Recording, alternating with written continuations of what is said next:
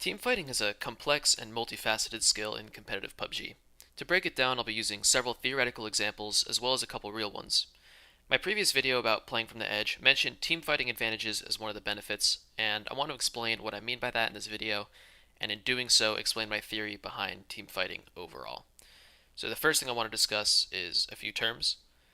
Advantage is when you're expected to win a fight, and losing a fight with the advantage means that you probably misplayed the fight. Disadvantage is when you are expected to lose a fight, and winning these situations is part of what it takes to be a top player, although it's expected less and less the higher level of competition you face. Outside means being closer to the edge of the circle relative to the opposing team, thus inside is the reverse of this. And hard cover is any building, but especially compounds, and soft cover is any terrain cover, so for example dips, trees, rocks, etc.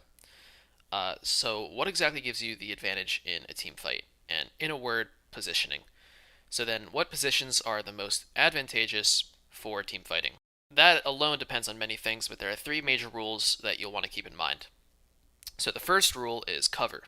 And generally, you should think about systems of advantage with cover as hard cover is better than soft cover is better than no cover. And the second rule of having an advantage in teamfight positioning is third-party potential. So does your position have a greater chance of getting third-partied in a team fight than your opponents? And if yes, you have a disadvantage in the fight. And this extends to long range as well. If you are in a position that's open to long range DMR fire, your success chance on both offense and defense will drop sharply. The third rule is about individual positioning or angles. And are you able to take wider flank angles than your opponents, and are you able to use these angles effectively? Let's look at an example from PGC. So G2 needs to push into the circle from outside, and in this situation, like I mentioned, we want to look at the advantage rules of cover priority, third-party potential, and flank potential to evaluate how good of a situation G2 is in. OGN inside of the house has cover priority, and they also have the ability to cover all the flanks around in combination with other teams such as Ghost who are in the distance. And you can see that as G2 starts to try to push up, they are unable to push straight into the compound because of the lack of cover priority.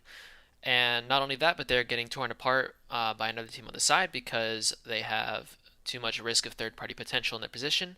And they have no ability to flank because of the lack of proper ridges or avenues into the circle. Because of this, trying to charge straight ahead into OGN without any sort of utility usage or any other type of plan is what caused them to die here. So in order to avoid this type of situation happening, you need to play it like chess, and you need to think ahead and say, where am I going to be able to move forward from in the next circle, and where will I not be able to move forward from in the next circle? And starting from circle 3 and beyond, you always want to be choosing places to play from that you're going to be able to move forward from or fight forward from in the successive circles. So from the same game, let's take a look at an example of a team who did just that. Coming out of the northwestern side of the circle, Vendetta played an overall slow game, working their way into the circle by looking behind them constantly and making sure they were clearing their backs and clearing out their sides. And what this allowed them to do is it allowed them to control a wide area, and this sort of area control is precisely what allows you to move forward into each successive circle and fight forward from your position. This control over their side of the circle allows them to take care of the second and third advantage rules of flank potential and third-party potential, where they are not in a position to get third-partied but have the ability to third-party others, and they have no potential to get flanked on but have the potential to flank others. With regards to cover priority, this is a little bit different. While in absolute terms Vendetta's position is not as strong from a cover standpoint as Armory Gaming's, it is in reality much more effective, and in fact this is a team fighting and positioning problem I see most in mid-level teams. When Vendetta and AG have to fight, Vendetta will be at a huge advantage here. Even though they started further from the center, they have the potential to flank AG's players without getting third-partied, while AG's players are forced to turtle into their dip in order to not get third-partied. This difference is what allows their Vendetta to easily win this team fight. In short, the worst mistake you can make when team fighting is to put yourself in a position like AG's, where you're pinned down and unable to spread yourselves out. Additionally, putting yourself in a position like G2's, where it's impossible to move forward, is just as bad. In order to teamfight from the edge successfully, you must play a position that you can teamfight forward from, gradually taking control of more ground and executing flanks and fights to come out on top. When putting all these rules together, it is plain to see why skilled edge teams like to play this style. Being able to have an advantage in two of these three team fighting rules is a very useful tool. However, it's not as easy as I may have made it sound. The obvious weakness to edge play that I mentioned is the power disparity between you and any team with hard cover. If an edge team gets shifted away from in the mid game, or the circle is centered around a particularly flat area, it can be downright impossible to find any viable path to team fight into the circle. And in this case, teams may be forced to resort to crashing a compound or taking a team fight with a disadvantage, where they're either unable to get a flank advantage or unable to get third party advantage.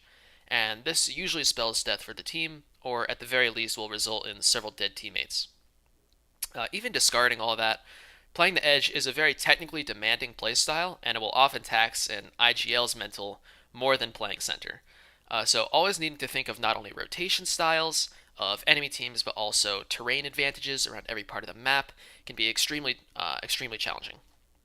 And additionally, everyone on the team needs to be able to win their trades and get opening knocks onto enemies in order to take consistent points in matches. A team with low fragging power is unlikely to succeed at playing from the edge, simply because they won't be able to win the fights necessary to consistently make up for the lack of central positioning.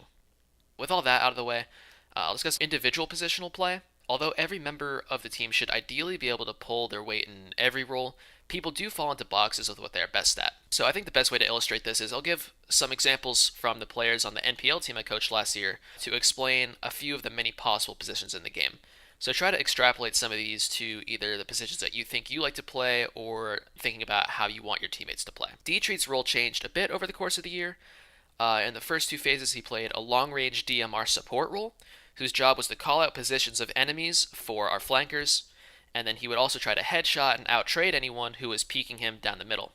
And then on top of that, suppress anyone trying to take different angles. So he was actually really effective at this, having the highest DMR damage of anyone in Phase 2, but after working on his close-range weapons over the break, he began to transition to playing this same role, but in more close range by the time Phase 3 rolled around, where he played the DMR support role, but farther forward in fights where he could still use his AR more effectively if he had to. David's role in fights was generally the anchor, where he would hold a central position closer to the front to support the flankers and the people holding secondary angles. And he excelled at raw aim and winning aim duels, so taking these types of positions let him do that the most without having to worry about his aggression or enemy's aggression. So my IGL was Lamplot, but in addition, he also played the role of primary flanker in teamfights. So regardless of whether he would engage first on the flank or engage second on the flank, he was always taking the off angles, and his effectiveness at utilizing these off angles was critical in winning fights. And Agala played two roles on the team, which are almost sort of contradictory, where his non-team fighting role was to watch our back and our sides and make sure that they were clear, and his team fighting role was as a secondary flanker and close range player. So he would generally try to get as close as possible on flanks, either as a support to Lamp's flank or as a counter flank on the enemy. And as you can see with these examples, there are almost as many roles in PUBG as there are players, and oftentimes players won't fit into a box sort of like these guys did. Some players will do multiple roles, some players will do one role, and it really just depends. So to find the most effective way to team fight, do your best to try to create a system that allows players to work around each other effectively after figuring out and understanding what each other's roles are, and utilize the skills that everyone is best at.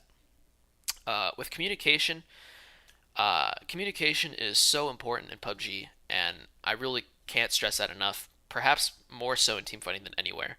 But communication is also too personal of an issue on each team to be able to effectively and concisely cover it in one video, and many teams hire coaches really just to deal with this one issue. But just to give a few pointers and try to make a little bit of sense, try to make comms as short and simple as possible. When giving instructions, give them directly to whoever should be doing it, and this goes doubly in team fights. So, for example, say, hey, name, come trade this guy with me, instead of saying, someone trade this guy with me, right? Directing that at people will make something happen a lot faster and be a lot more clear in terms of what you want to have happen on the team. Prepare people for what will be happening in the future instead of leaving it to the last moment. As in moments of downtime, try to talk ahead of what you want people to do and what's going to happen. And lastly, talking more is almost better all the time than talking less. So don't just assume that everyone knows what you know and has the same information that you have. And don't be afraid to ask for clarification on something if you're worried about looking stupid. It's better to make sure that everyone is on the same page and talking to each other. And that should do it for all the content in this video. I struggled making this as I kept trying to make more sections and kept reworking them, but they never seemed to become as cohesive as I was hoping them to be. So the video ended up shorter than I had originally intended, with some work going to waste after cutting it down, but hopefully everything that was presented made sense in the end. If anything didn't make sense, or you want to clarify something, or just want me to explain anything in the video, leave a comment and I'll be sure to reply. Thanks for watching.